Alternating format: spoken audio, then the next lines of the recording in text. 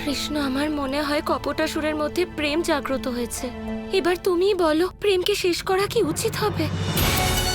আমার তো কপটাসুরের অন্তরের চেতনাকে জাগ্রত করা উচিত। কপটাসুরের মধ্যে যে প্রেম রয়েছে সেটাও আসলে ছলনাই রাধা। সত্য আসলে এটা রাধা যে তোমার মন এত নরম, যা ব্যক্তির দোষ নয় তাদের শুভ গুণ দেখে, আর তাদের সেই গুণগুলিকেই তুমি বিশ্বাস করো। কিন্তু এখানে তোমায় কপটাসুরের সত্যটা বুঝতে হবে। আমি কপটাসুরকে ঠিক এই কারণে শাস্তি দিতে পারলাম না, কারণ ও তোমার রূপ ধারণ করে আছে। এবার তুমি আমায় বলো, যদি কোনো স্ত্রী আমার রূপ ধারণ করে থাকে, তাহলে কি তুমি তাকে সহজে শাস্তি দিতে পারবে? রূপ কেউ ছলনা করেও ধারণ করতে পারে রাধা। যদি ওকে কৃষ্ণের মতো দেখতে হয় তাহলে নিজেই অনুভব করো, ওর মনটাও কি কৃষ্ণের মতো? ও কি কৃষ্ণের মতোই তোমাকে ভালোবাসে? না কৃষ্ণ, তোমার মতন কেউ হতেই পারবে না। কিন্তু আমি ওর ভিতরে কোথাও না কোথাও প্রেম দেখেছি। আমি চাই যে আমরা ওকে একটা অন্তিম সুযোগ অবশ্যই তা দিই। প্রেম নয় রাধা, তা হলো আকর্ষণ। কিছু সময় পর তা এমনিও চলে যাবে। আমি মানতেই পারি না ওর অন্তরেও প্রেম আছে। সেসব তো আমি জানি না কৃষ্ণ, কিন্তু আমি আশা করব ওর অন্তরের প্রেম যেন জাগ্রত হয়, আর এই প্রেম ওকে বদলেও দিতে পারে। আর যেদিন আমি অনুভব করব যে ওর হৃদয়ে কোনো প্রেম নেই, ছলনা আছে, আমি নিজে সেদিন ওকে নষ্ট করে দেব। কিন্তু যতদিন না সেটা হচ্ছে, আমি কপটাসুরের ভালোবাসায় ভরসা রেখে ওকে একটা সুযোগ দিতে চাই। যদি এই অনুভূতি আসতে দেরি হয়ে যায় রাধা, তাহলে আর কি কি হতে পারে তা তুমি কল্পনাও করতে পারছো না। ওদিকে দেখো রাধা, শাল্য ওর পুষ্পক বিমানের কারণে যুদ্ধ করতে প্রস্তুত হয়ে গেছে।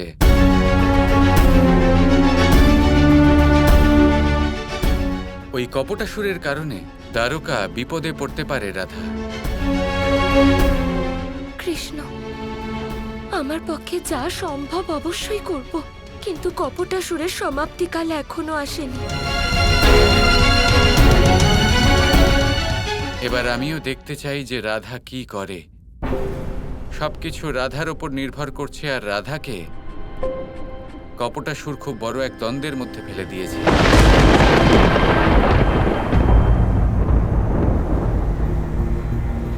ভয় পাওয়ার কোনো প্রয়োজন নেই। শুক্রাচার্যের শক্তির দ্বারা আমরা সবাই অদৃশ্য হয়ে আছি।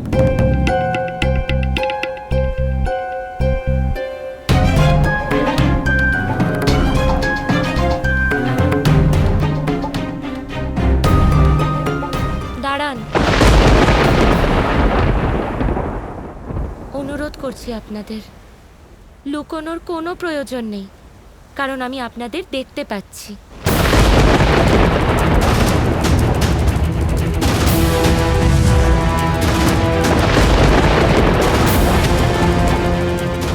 যদি আমি চাই, আপনাদের সবাইকে দ্বারকার উপর আক্রমণ করার জন্য শাস্তি দিতে পারি, কিন্তু বিনাশ করা আমার স্বভাব নয়। আমরা মৃত্যুকে কোনোভাবেই ভয় পাই না, কিন্তু আমরা আমাদের আদেশের পালন অবশ্যই করব।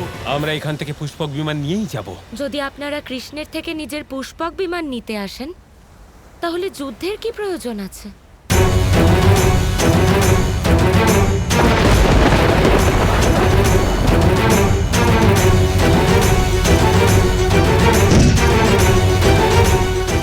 এই নিন আপনার বিমান, আমাদের এটার কোনো প্রয়োজন নেই। আর নিজের রাজা শাল্যকে গিয়ে জানিয়ে দেবেন, যদি পুনরায় উনি দ্বারকা এবং কৃষ্ণের ওপর কুদৃষ্টি ফেলেন, তাহলে আমি রাধা ওনাকে জীবিত ছাড়ব না।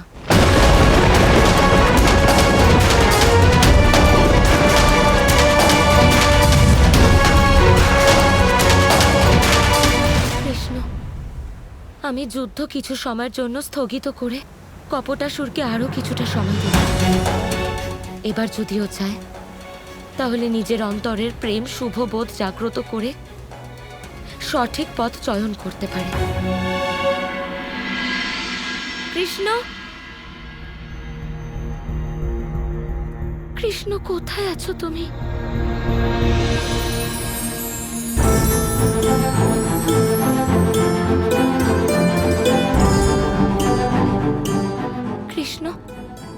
আমাদের কাছে আরো কিছুটা সময় আছে। তোমার মনে হয় যে যা তুমি করলে, যা কিছু হলো, তাতে আমাদের সমস্যার সমাধান হয়ে যাবে? এমন হবে না রাধা। এবার তো শাল্য এবং শুক্রাচার্য যুদ্ধ করতে আরো বেশি তৎপর হয়ে উঠবে। হ্যাঁ কৃষ্ণ, যুদ্ধ খানিকক্ষণের জন্যই এড়ানো গেছে, কিন্তু কে বলতে পারে এই সময় আমরা সমাধান পেয়ে যেতে পারি। আর তুমি তো বলো, তাই না, সব মানুষের মধ্যে নারায়ণ বাস করে, আর কপটাসুর অবিকল তোমার মতোই দেখতে। ওকে একটা সুযোগ অবশ্যই দেওয়া উচিত। আর আমি তোমায় এটাও বলেছি, যদি ওর পরিবর্তন না হয় তাহলে আমি নিজের হাতে ওকে শেষ করে দেব। কিন্তু তুমি আমার কথা একটু ভাবো কৃষ্ণ, যে ছবি, পৃথিবীর সব থেকে সুন্দর ছবি, যা দিন রাত আমার নয়নের মণিকোঠায় থাকে, যাকে দেখে শুধু আমি নয়, ত্রিলোক মুগ্ধ হয়। কৃষ্ণ, সেই ছবি আমায় শেষ করতে হবে। তুমি বলো, এর থেকে কঠিন কাজ আমার জন্য আর কি হতে পারে?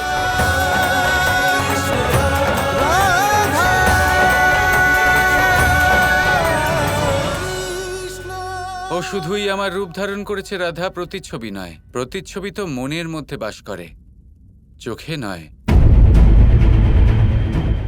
কপটাসুর আমার রূপের কারণে ছলনা করতে পারছে। দেখা যাক এই কথা তুমি কবে বুঝতে পারো। আমি শুধু একটা জিনিস নিয়ে ভেবে ভয় পাচ্ছি, যে এই বিষয়ে বুঝতে তোমার বেশি দেরি না হয়ে যায়।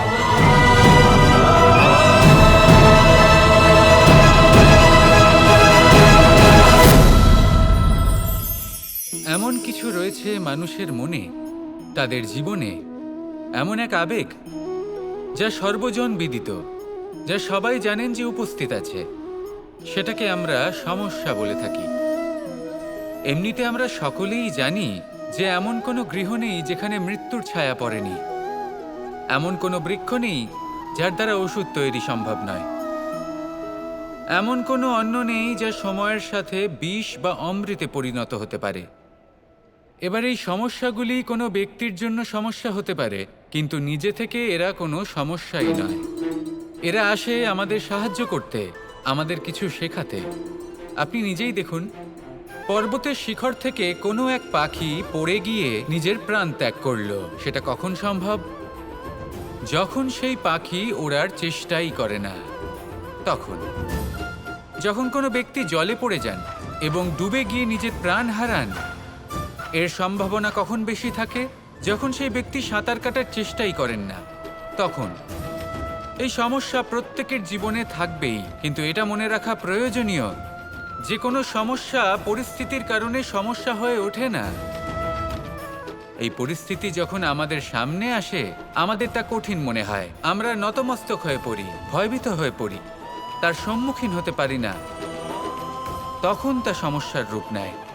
দৃঢ় হয়ে দাঁড়িয়ে থাকুন সাহসের সাথে, এই পরিস্থিতিগুলির সম্মুখীন হন, দেখবেন সমস্যা কখন সাফল্যে পরিণত হবে আপনি জানতেই পারবেন না। আসুন আমার সাথে ভালোবেসে বলুন, রাধা রাধা।